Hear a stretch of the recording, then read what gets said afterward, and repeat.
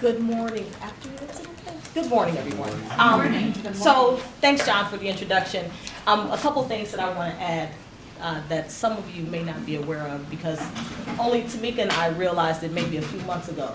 But Tamika and I actually met in 2016, I believe, when she accidentally parked in our garage while she was visiting the school next door. And so I received a call that said, hey, is there anyone in the area that can go and let someone out of our garage? And I happened to be in the area because my son was playing basketball that night. And so I came by and let her out. And believe it or not, a year later, she comes back here, and we had no idea until a few months ago we were talking. She said, I think you were the one that let me out the garage. And I said, yeah, it was me. So that was our initial introduction.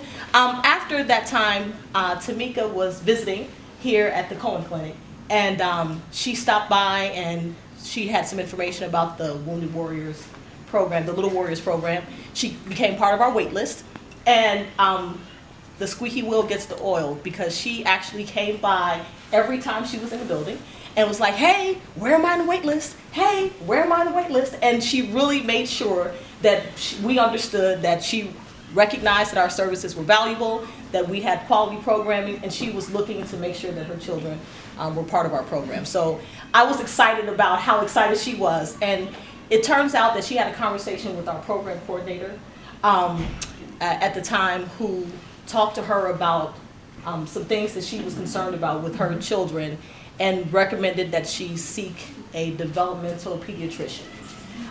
And so I'm going to let her kind of take it from there, because those were the things that really led her to our door.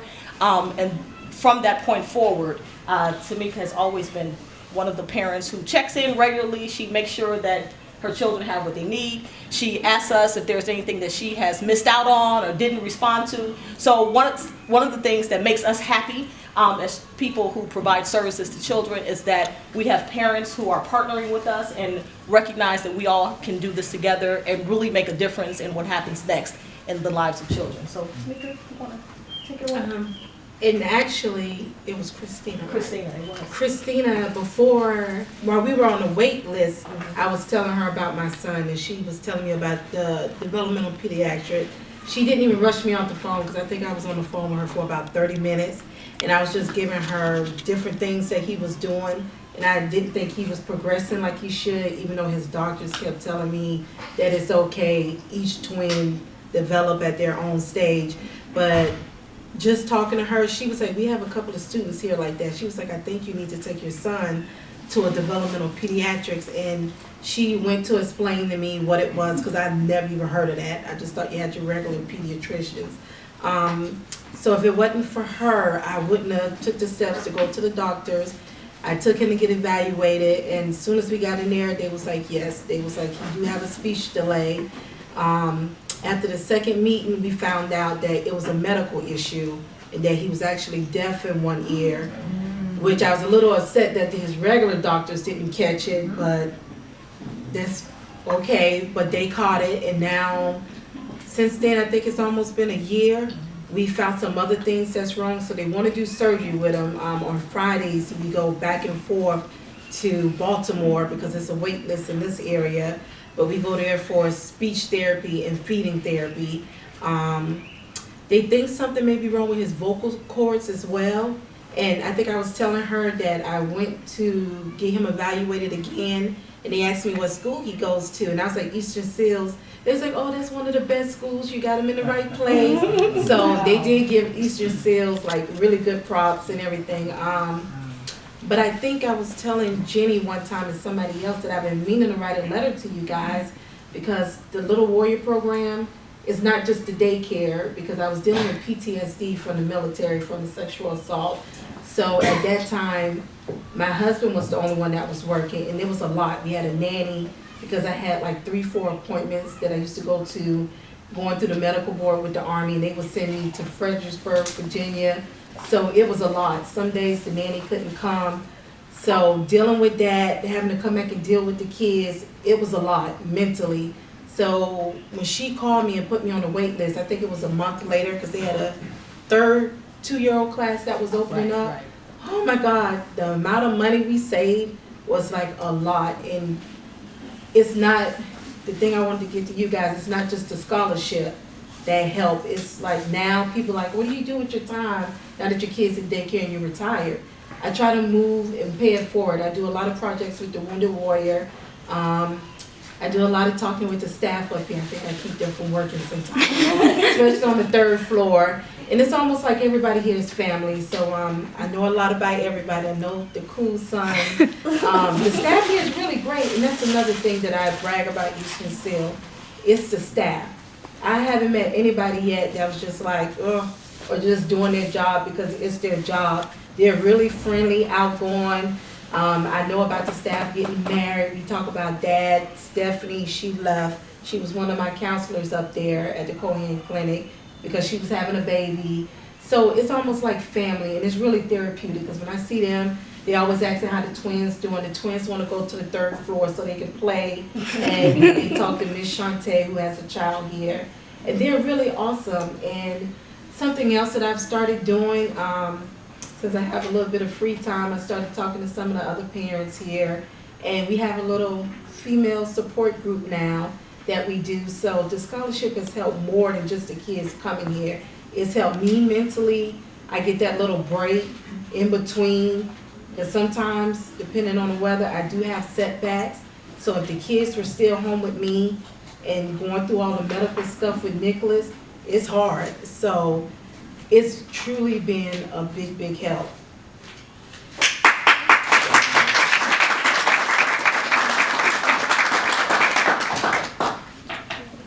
Anybody got questions?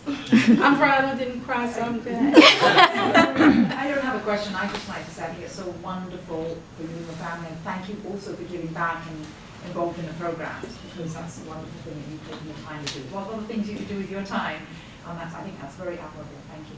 Yeah, and thank you for also, I mean, I hadn't even thought about that other dimension of networking and sort of informal support that we don't talk about necessarily, but it's really great to hear that. So. And that's another thing I do. I used to make copies, but now they make them on the 3rd floor for me, because the problem that I see, and that's something else, and with the kids here, I'm in the process of finishing my law degree too, because that's something else I was in the process of doing. So now that I got the child care, I can kick back. Yes. So that helps out a lot. But the problem with a lot of these military programs, and like Eastern Seal is a well-kept secret, because even the Wounded Warrior Project, talking with some of them, they don't know about it. And it's like a disconnect, because it's like y'all have flyers up here. So I get the flyers, I'll take them there, I'll post them on a page we have for the Wounded Warrior, and then I'll switch information. So I'm trying, since you guys gave me something, I'm trying to get everything and get it sent back. So it really is a disconnect, and y'all have an awesome program. I do remember you from M&T Bank, I believe, and she's awesome with the Disney on Ice. I remember her. So yes, that's another plus, because otherwise it's 5 of us. So, yes, we'll definitely be there. But y'all really do, because like I was telling her, one of the parents stopped me because she overheard me talking to another parent about the developmental delays. And she was like, can I talk to you for a second? And we was here for almost 2 hours. And she was like, I think my son has a problem. And she was like, who I need to talk to? I said, well, have you talked with the teachers? Because the teachers are really on point too with picking up on the kids. And she was like, well, I'm gonna get him evaluated. So like I said, even some of the parents here who kids are, I don't like to use the word normal, but seeing all the other programs, we all pass that information to each other. So now she's reaching out and she's getting treatment and everything for her son, because she was like, she just didn't want him to feel left out. And I was like, oh God, no. So I introduced her to Maya's parents, because she does treatment and a bus come and pick her up. So it's a lot of stuff people just don't know. So like I said, I try my best to kind of spread the word a little bit. Unless you're really shy, which you're not. People love to talk about themselves. Tell us where you're from and where you were stationed in the Army and how old are your twins. Okay, and I was going to bring them up. I see them outside.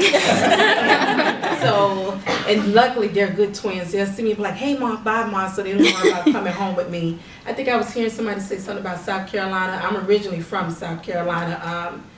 I normally say Columbia, but it's Sumter. It's like from here to DC. I've been stationed in Alabama. I've never been overseas. People's like, how you get 18 years and you've never been overseas?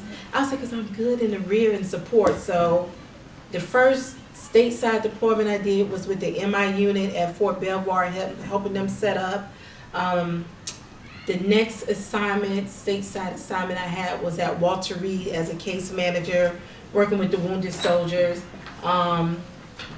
I've been to Georgia, and I begged to come on this assignment because this is a really big assignment up here. And I don't like the weather per se, but I did enjoy working with the soldiers at Walter Reed, because even being in the military, if you've never been overseas, working at Walter Reed and seeing people that actually got body parts and stuff missing, it actually brings it all home. So even us being in, seeing that, give you more of an emotional attachment. So I just want to give you offer one positive thing for your son about being deaf in his ear that will really help. My daughter's deaf in one of her ears, but as a result, now she's like in her 20s, but she makes eye contact with everyone because she's actually reading lips. People will say, oh, she's just so, she connects so well. So that she really, and he will grow up really looking at people's eyes, and he'll make great eye contact, and that will be hugely beneficial in his life.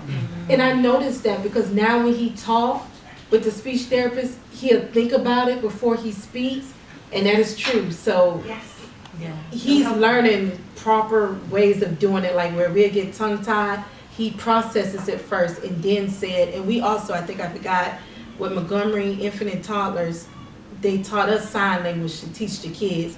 It's a good thing and a bad thing, because the girl twin, she's fine, but sometimes she don't want to talk, so she started using sign language sometimes. You have to use your words, so it's a good thing and a bad thing with her. But